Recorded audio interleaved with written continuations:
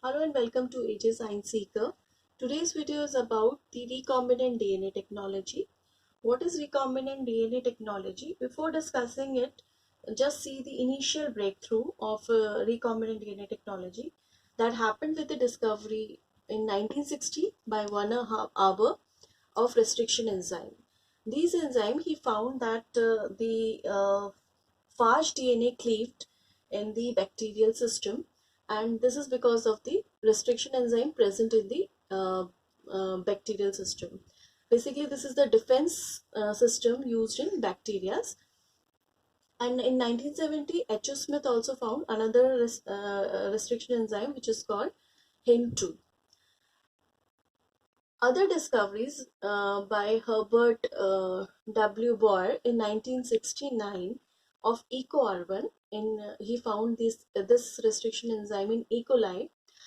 This is the main part of the recombinant DNA technology. First recombinant DNA technology was happened because of these two scientists, Herbert W. Boyer and Stanley N. Cohen. Herbert W. Boyer found that EcoR1 cut at the specific sequences like GAATTC, wherever this sequence is found in on the gene or on the DNA, this enzyme will cut between GNA, guanine and adenine, on both the sides, and it makes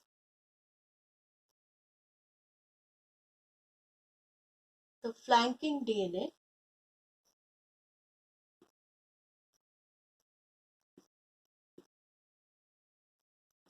like this.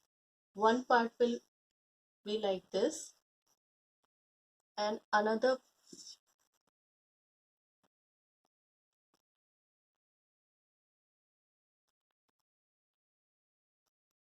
part will be like this, like two uh, segments of two cuts will be there, two free ends will be there.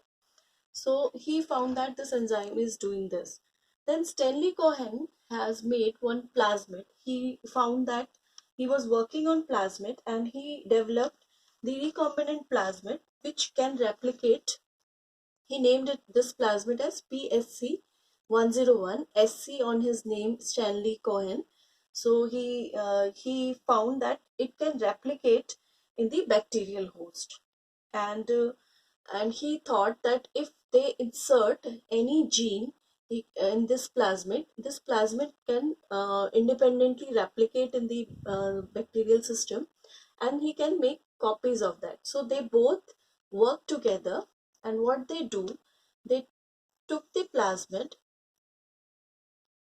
and they treat it with EcoR1, and they found that it will make only one cut on the plasmid. Then they treat their gene of interest with EcoR1 only, so it will have also the same ends. After treating with EcoR1, it has same ends like the plasmid. Then they add both of them, and our gene of interest will go and attach with the plasmid, and they add ligase also, which help in the attachment of our gene of interest. So this is the plasmid. Then they take one bacterial cell, they treat it with calcium chloride, so it will get some permeability for this plasmid to enter inside the bacterial cell, and it will go inside the bacterial cell. And this plasmid, which was designed by Stanley Cohen, it has the tetracycline resistant area also, gene also.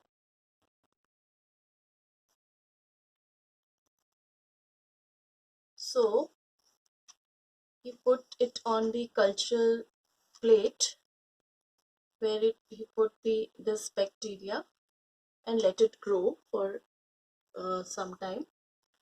So he found that few colonies appear after some time, and he knows that this culture media has the tetracycline antibody also inside it.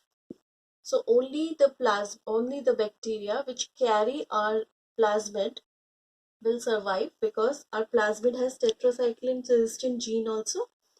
So by this experiment, they make copies of the gene of interest. So basically this is the recombinant DNA, first recombinant DNA technology by Boyer and Cohen. So why this recombinant DNA technology is used? If we want to make antibodies, lot of antibodies, or make copies of the antigens or proteins or any medicine like insulin, first recombinant technology was used to make insulin. Lot of insulin is made by this, and growth hormone was also made by this.